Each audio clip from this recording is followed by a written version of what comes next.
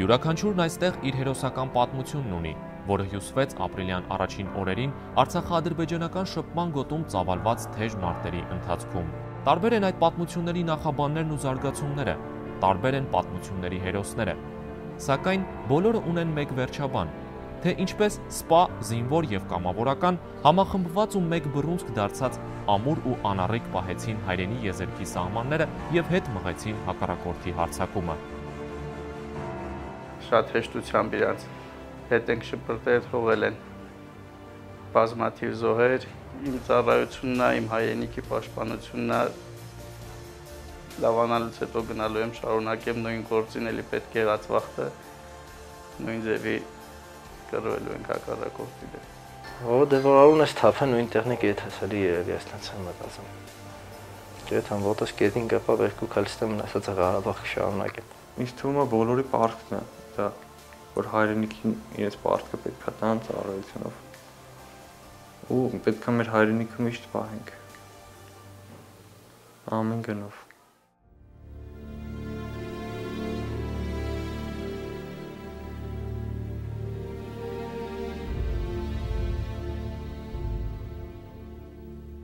Ապրիլի 1-ի լույս 2-ի գիշերը ժամկետային զինծառայող Անդրեյ Վարդումյանը խրամաբջջում էր։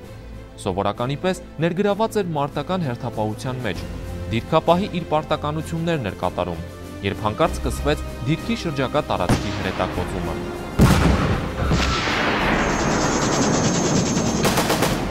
Հենց այդ ժամանակ էլ Անդրեյը ծանր հրազենային վիրավորում ստացավ։ Զինակից ընկերներիս նախ կմաղթեմ, որ անփորձանք ծառայություն տանեն, իրենց դուխը չգցեն, կարևոր է ու իմանա, որ կարևոր գործ են անում, միշտ այս դուխով պահեն իրենց ու ամեն ինչ լավ կլինի։ Քարորյա լայնածավալ պատերազմը բացահայտեց Անդրեյի նման բազմաթիվ խիզախ տղաների, շարունակելով 2 տասնամյակ առաջ Արցախի պաշտպանության համար մարտնչած հազարավոր հայորդիների սրբազան գործը, այս երիտասարդները մարտնչեցին հանուն այն խաղաղ լուսաբացների, որ բացվել ու բացվում են հայոց երկրի վրա։ Քարորյա մարտական թեժ գործողությունները մեկ ակնթարթում համախմբեցին ողջ հայ ժողովրդին, արմատապես փոխելով շատերի պատկերացումներն ու հայացքները կյանքի, հայրենիքի, հայրենի հողի ու հայրենասիրության վերաբերյալ։ Սա ասել գիտենք, որ օրերից մի օր պետք է լիներ։ Հիմա մեր հերթն է, մենք պետք է անենք։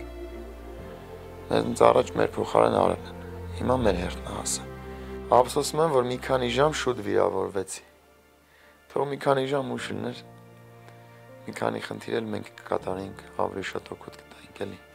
Սաներ պիտի գնանք դեպի առաջ։ Որ պիտի Թուրքին տակազատենք մեր հողերն։ Ոնց կարանք այդ հողերը թողենք հետ գնանք։ Ոչ մի ժամանակ դժվար է եմ գնալ։ Որտեղ մեր հողերն պիտի պահվի դա։ Այրունով պահած հողերը դա։ Պիտի իմ բռունցք դառնանք, պիտի պահենք։ Հայաստան, Ղարաբաղ ու Սփյուռք։ Ինչ այլ են գիտակցված են կարել, անգիտակցաբար բան չեն կարել։ Մեր բնականաբար մեր հայրենիքի համար։ Լավ եմ զգում ինձ ուղղակի ու ինչ որ բան կարացել եմ անում։ Ու մարդիկ էլ իրոք շնորհակալ են, շատ լավ վերաբերմունք են ցույց տալիս մեզ։ Ժամկետային զինծառայող Շանթ Ղազարյանի հիշողության մեջ դեռ թարմ են ռազմական բախումների դրվագներն ու հակառակորդի վայրագությունները։ Ապրիլի 4-ն էր, երբ մարտական գործողությունների ժամանակ ականապայթյունային վիրավորումից զրկվեց մեկ ոտքի ստորին վերջույթից։ Սակայն մարմնի մի հատվածի կորուստը չէ, որ երիտասարդին առավելապես ցավ է պատճառում, այլ այն միտքը, որ այսօր մարտական հենակետում գտնվող զինակից ընկերների կողքին չէ։ Ուզենայի այս դեպքս սենց շուտ չլիներ։ Մինչև վերջ մնայի ընդ է, երբ որ արդեն լրիվ անդադար լիներ վիճակը, նոր թող այս դեպքը լիներ գայնովից պարկեի։ Զինվորների ծնողներին էլ, այն զինվորների, ովքեր որ մի դիրքերում կանգնած են, համբերություն կմաղթեմ ու ուժ իրենց։ Թող սպասեն իրենց զավակներին, որը գալու է որ կգան։ Շանթն ունի ոտքի ամպուտացիա, սակայն բժիշկների հավաստմամբ ոչ միայն Շանթի, այլև ամպուտացված վերջույթներով մյուս զինծառայողների բուժման գործընթացում դրական տեղաշարժ կա։ Կենտրոնական կլինիկական զինվորական հոսպիտալում այժմ բուժում է ստանում նաև ժամկետային զինծառայող Հրայր Բաղդասարյանը։ Մեծ հետ զրույցում Հրայրը մարտական գործողությունից դրվագներ պատմելիս չէր կարողանում զսպել հուզմունքը։ Անկեղծանում է, առաջին անգամ ինչ խոսք, փոքր ինչ վախեցել է։ սակայն փորձառու եւ բանիմաց հրամանատարների շնորհիվ արագ հաղթահարել են բոլոր բարդությունները։ Ժամանակի հետ մարտական ոգին ավելի է բարձրացել։ Հետո արդեն ամեն վայրկյան միայն հաղթանակի մասին է մտածել։ Առաջ բանը, որ մտքումս էր, որ այդքան տարիներ պահվել է այդ պոստերը, հանկարծ մի քանի րոպեում չթողենք իրենց։ Երկրորդը մտածում էի անձնակազմի ընկերներից մասին, երրորդը տուն հասնելու։ Լեյտենանտ Ալբերտ Մալումյանն էլ բեկորային լուրջ վնասվածքներ է ստացել նռնակի պայթյունից։ Ամեն ինչ տեղի ունեցավ ապրիլի 3-ի լույս 4-ի գիշերը։ Կրակոցներն ու պայթյունները հաջորդում էին միմյանց, մարտերը թեժ էին։ Չնայած հրամանատարն արդեն վիրավորվել էր, սակայն գիտակցելով վիճակի լրջությունը երկար ժամանակ նույնիսկ ծանր վիրավորումով Ալբերտն իր ստորաբաժանման զինվորների հետ խուճապի չեն մատնվել։ Առանց երկնչելու կռվել են, հակառակորդին կորուստներ պատճառելով հարկադրել նահանջի։ Այդ բանը դու իրավունք չունես մտածես, էլի այդ բանը զինվորոդ նայում աշկի հետ մեջ ասում ինչ անենք։ Այդ բանը ինչ մտածես։ Բան մտածելու բան չկա, մենակ մտածում ես դիրքը չտաս։ Վաղ խուճապ գիտես երբ առաջացել, որ արդեն պոստերից իջացնում էին այդ ժամանակ։